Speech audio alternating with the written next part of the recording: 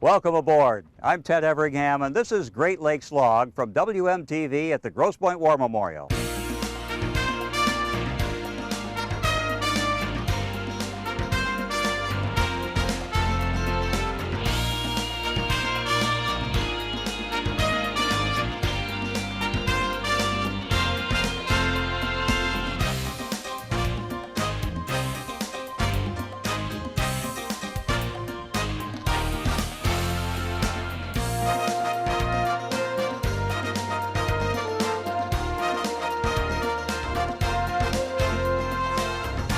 Well, this is the week of the 6th annual Boating and Outdoor Festival at what we used to call Metropolitan Beach, at the Metro Park, at Lake St. Clair Metro Park, and it'll run through the 20th, 17th to the 20th.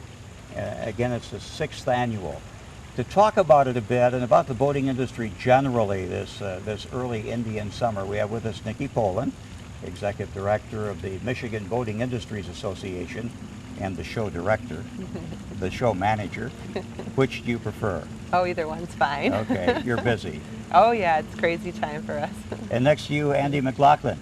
Andy, thanks for being here. You're the president of South River Marine. Yes, thank you for having us. And you're still on the board, are you not, yes. of the MBIA? Until they toss me off, yes. I'm sure they're glad to have you. And Amy Krueger Malow, president of Jefferson Beach Yacht Sales. Thank you for having me. It's in the family. It is. It's part of the genetic makeup. It sure is. Thank you all for being here.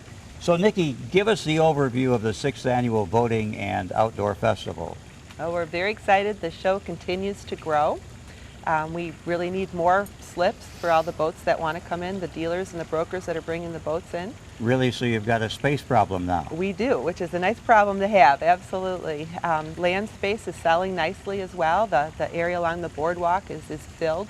The main tent is pretty much filled too. We do have some additional space in between the two locations, but show's filling up great. Promotions are all lined up. We're excited to get ready and go.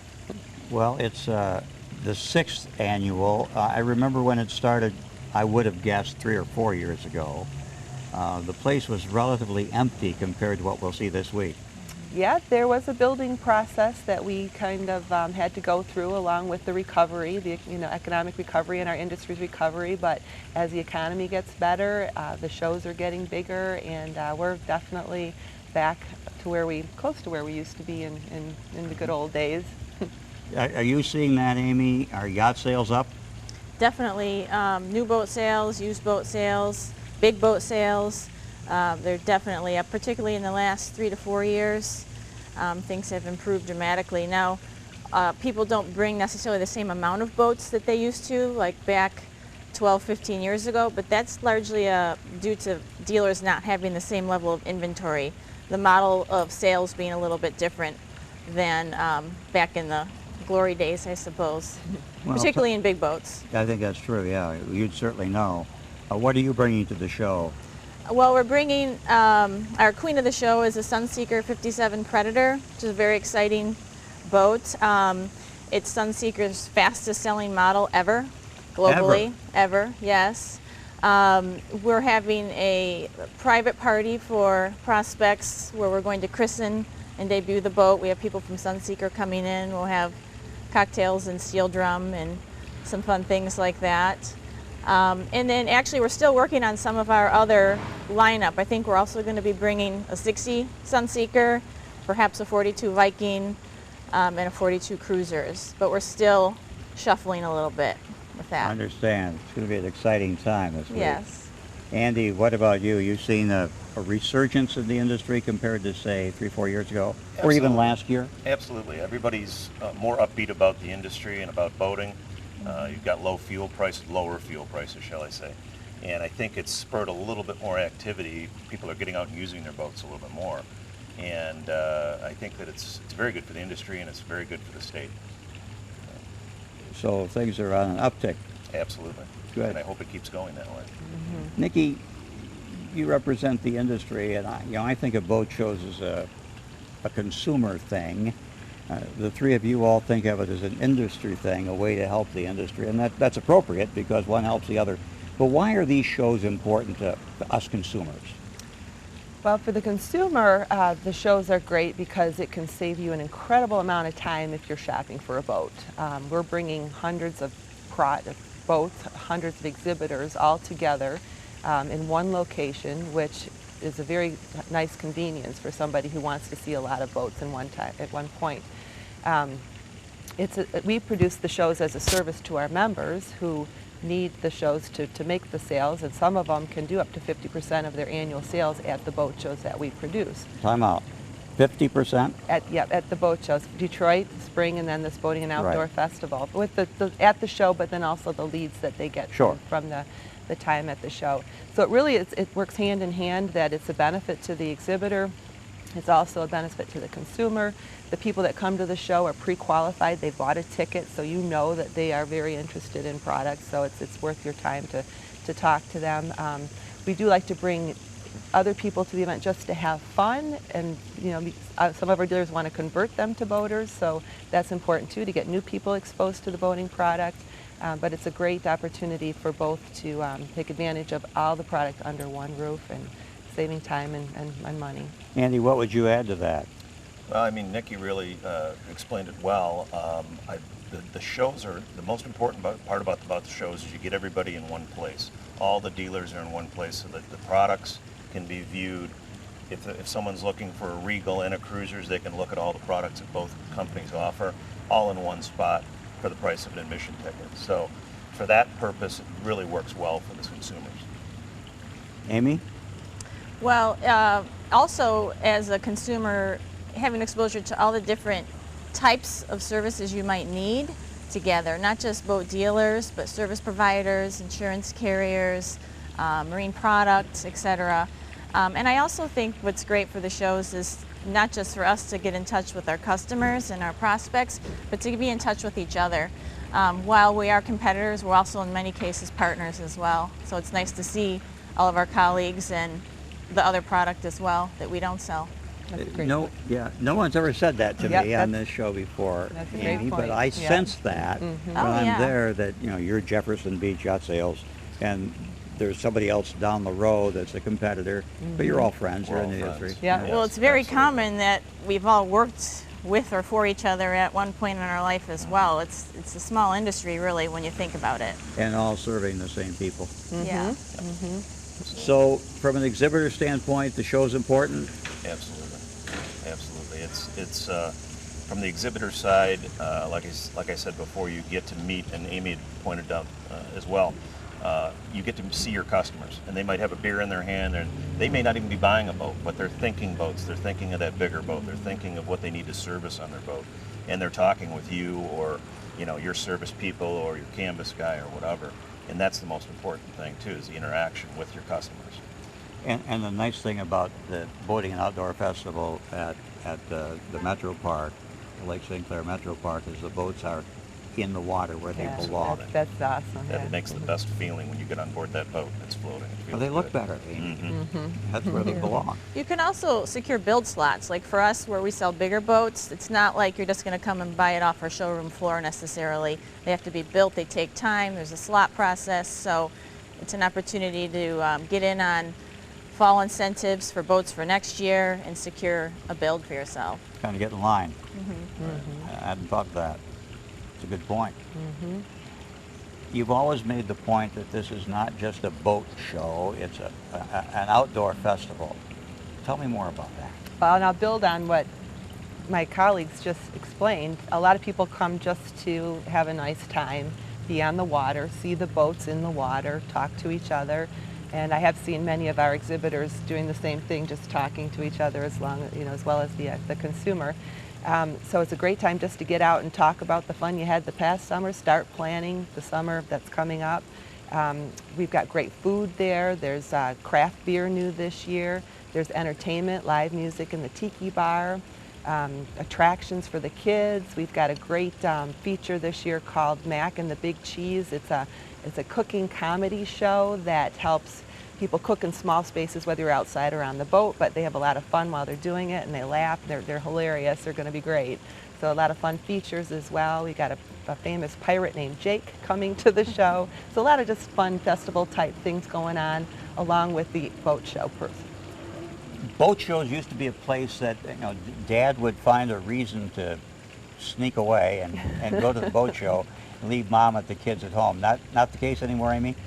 Definitely not. In fact, sometimes Mom might be the most influential factor in whether the dad buys the boat for the family or not, or the kids. And you know, building on the broader concept, the festival type concept it's really about just generating love for the water. Whether you're a paddleboarder or you're buying a 70-foot boat, it's about the love for the water, and anything we can do to cultivate that and get younger people loving the water so that someday maybe they want a boat. That's what we all have in common there, is that love for the water. It really is a family activity, Andy. Absolutely. Yeah, it's like Amy said, you know, you get the whole family down there, you get them all excited.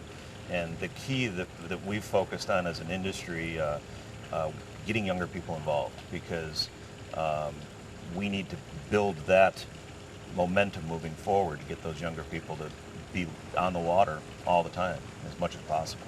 Well, my observation is that kids that grow up on and around the water want to be on and around the water. It's a given as for them, well. but Right. we want to get those folks that maybe didn't grow up around the water and get them in a ski boat or a jet boat or even a used boat and get them hooked on it. And that's the key. And once you're hooked on it, you love it, and you just keep moving on up and getting a bigger boat and getting the family involved, and you plan weddings and you plan functions and Mother's Days and Father's Days, and it's a great function. And it's a quality of life issue if you think about it. You know, you're on the water, you're face to face, you're making memories that last a lifetime. You know, it's great quality time spent with people you care about, and healthy. You get a lot of health benefits from being And you're being outside. physically active, Yep. which is Yeah. really important. And the festival itself is kind of fun because you're hanging out with people in your industry. I'm hanging out with other people who are hooked on the water. It's Yep. being with boating buddies. Exactly. Yeah, you have that too. I'm sure I'm sure you don't spend all your time on the shore talking to people who want to buy boats, but get out yourself a bit. Yeah, most of the time, I mean, actually Amy and I are both members at Grosse Pointe Yacht Club, and we love just networking with everyone there, and they're our friends. I mean, they may ask us some questions about boats or storage, but you know, when we're sitting there having a beer, we're just relaxing and enjoying ourselves. That's the purpose, but we enjoy everything about it. Are there new products, new technology that are helping spur boat sales these days? Yes, absolutely, in a number of different levels, and I'll defer to these two as well, but I know manufacturers are listening to the barriers to entry that they're finding out and building products for entry-level people coming into the sport for lower price points. There's boats being built that are multi-purpose boats, so that you might not have 3 boats, one for fishing, one for skiing, and one for, you know, cruising around, but one boat that serves all purposes. There's new technologies like Bluetooth and USB ports and all the latest things that people want in their boats to enjoy music and things like that. There's better fuel efficiencies. There's all kinds of things that are happening right now that are helping people to either enter the market or move up into a new boat that might be interesting to them. Amy's shaking her head right along with me. Yeah, the advancements in technologies are really astronomical. I mean, you look at things like IPS, which allow maneuverability to be seamless. Novice boaters and anybody can really handle a large boat these days with IPS and bow thrusters. And then there's the digital GPS, which allows you to press a button and hold a waypoint. Let's say you're going through the locks, or you're wanting to stay in a position somewhere and not, you know, drift off. You can just lock yourself right into place, or you're trying to set an anchor or whatnot. And as Nikki said, all of the home kind of conveniences of having, you know, sliding sunroofs, sub-zero freezers and refrigerators, the iPod and all the docking stations and the electronics that are just continuing to evolve. And many of these comfort features are very critical for the aging baby boomer population, because boating can be dangerous, right, if you're not careful. And so making a boat easier to handle with an older couple, things like that are really critical. And we're seeing more of that. You're shaking your head too. Yeah, absolutely. Yeah, I agree. Yeah, the invention of all of the pod systems or the integration into the consumer market has really helped with, like Amy said, the older couples that have boats, even the younger people that don't know how to run a twin-engine boat, they can just grab the joystick and run the whole boat just like an Atari game. So it's really been very good for the industry. And safety is all important. Absolutely. So being able to maneuver a boat safely is critical. Absolutely. Right. We've talked about the industry being probably more healthy today in Michigan than it's been in a long, long time. Just put some numbers to that.